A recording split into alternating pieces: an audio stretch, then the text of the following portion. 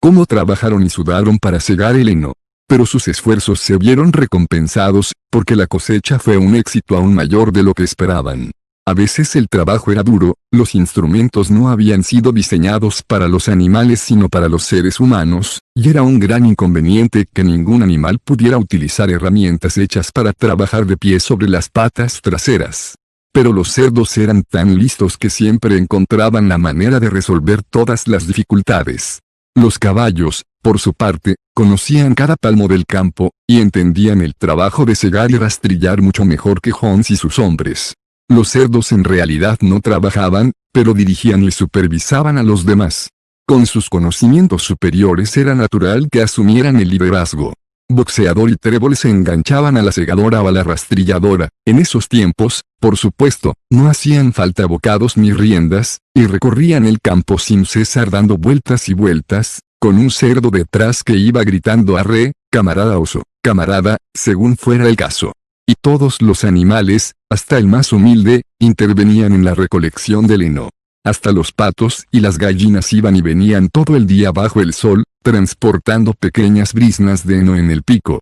Al final terminaron la cosecha 2 días antes del tiempo que solían emplear Hans y sus hombres.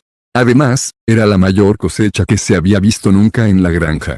No había desperdicio alguno, las gallinas y los patos, con su extraordinaria vista, habían recogido hasta el último tallo.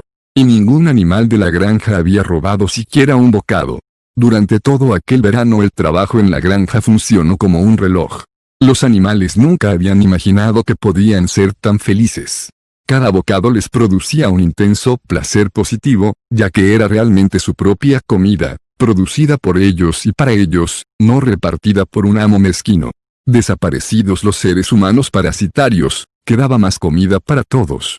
Disponían de más tiempo libre, aunque por su falta de experiencia no sabían bien en qué emplearlo. Encontraban muchas dificultades, por ejemplo, hacia finales de año, al cosechar el maíz, tuvieron que pisarlo al estilo antiguo y aventar la paja con el aliento, ya que la finca no poseía trilladora, pero los cerdos, con su inteligencia y Boxeador con sus tremendos músculos siempre resolvían los problemas. Boxeador era la admiración de todos. Había sido un gran trabajador, incluso en tiempos de Hans, pero ahora parecía más 3 caballos que uno. Había días en que todo el trabajo de la granja parecía descansar sobre sus fuertes hombros. De la mañana a la noche empujaba y tiraba, siempre en el punto donde el trabajo era más duro.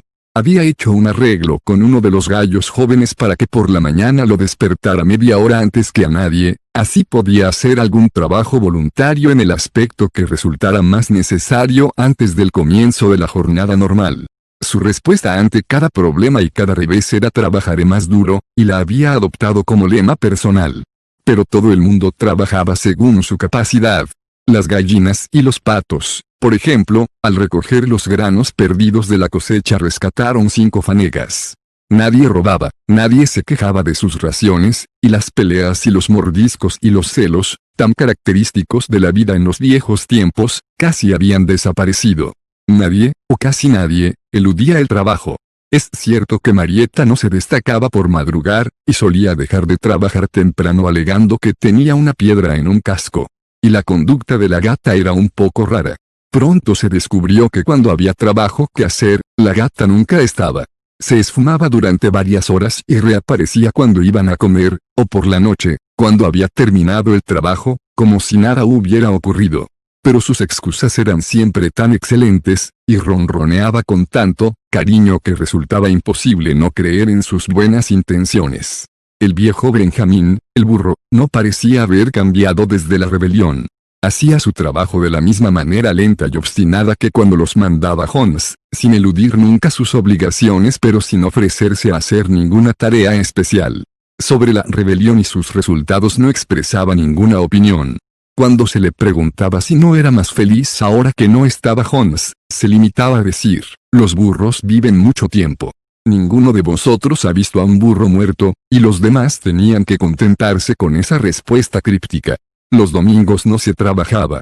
El desayuno tenía lugar 1 hora más tarde que de costumbre, y después del desayuno celebraban una ceremonia que se repetía cada semana sin falta. Primero se izaba la bandera. Bola de Nieve había encontrado en el guardarnés un viejo mantel verde de la señora Holmes y había pintado en él una pezuña y un cuerno blancos. Lo subían al mástil del jardín de la casa cada domingo por la mañana.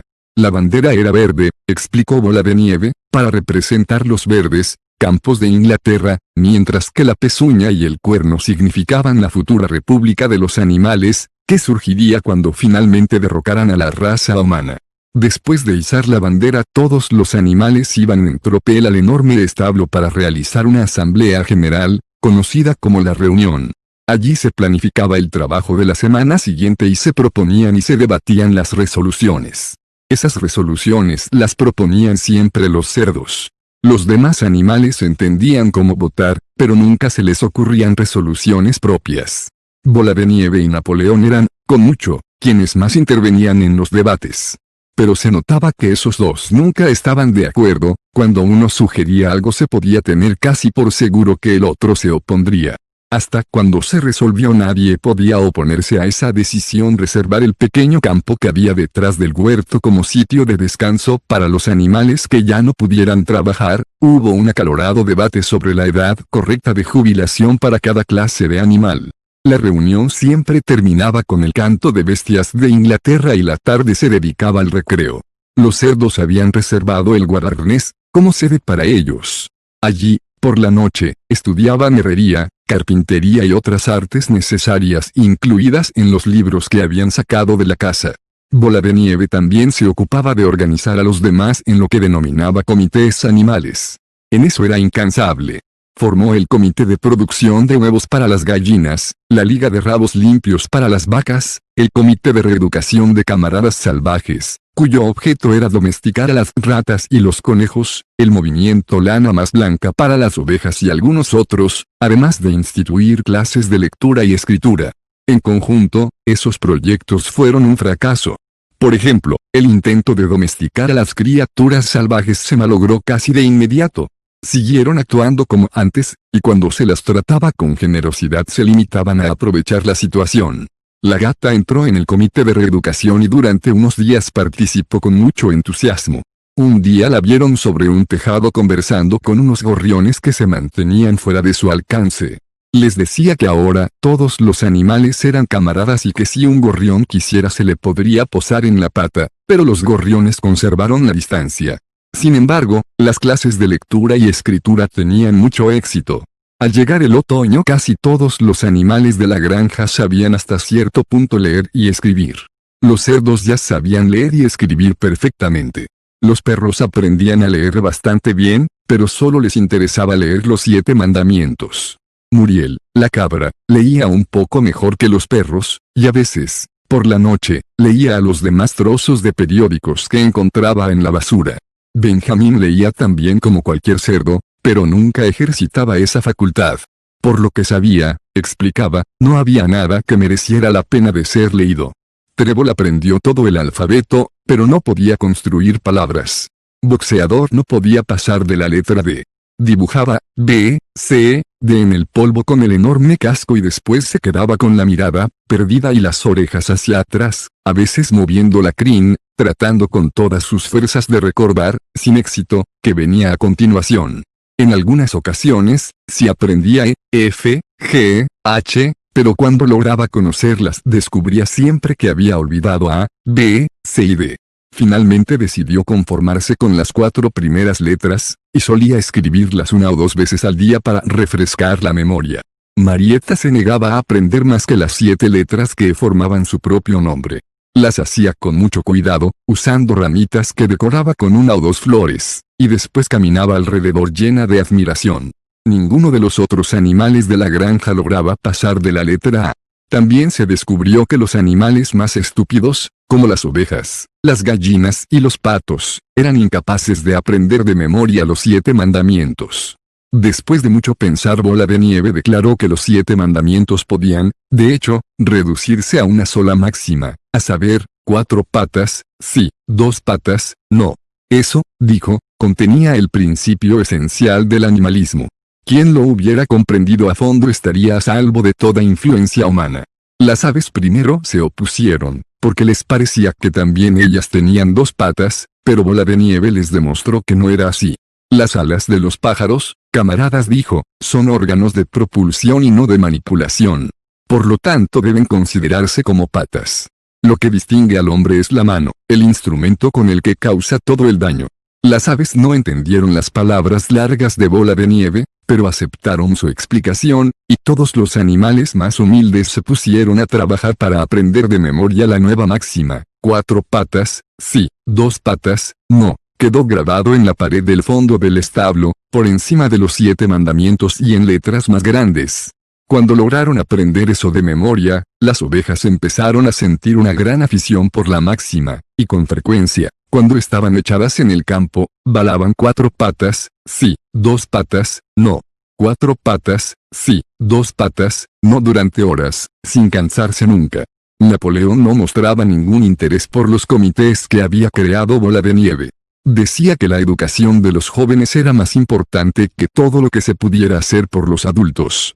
Jessica y Campanilla habían parido poco después de recoger la cosecha de heno, y entre las dos habían tenido 9 robustos cachorros. En cuanto los destetaron, Napoleón los apartó de las madres y dijo que él se encargaría de su educación. Se los llevó a un desván al que solo se podía llegar por una escalera de mano desde el guardarnés, y los tuvo allí tan aislados que el resto de la granja pronto se olvidó de su existencia. El misterio del destino de la leche pronto se resolvió. Se mezclaba todos los días con la comida de los cerdos. Maduraban las primeras manzanas y la hierba de la huerta estaba llena de fruta caída. Los animales habían dado por hecho que se repartirían de manera equitativa, pero un día llegó la orden de que toda la fruta sería recogida y llevada al guardarnés para uso de los cerdos.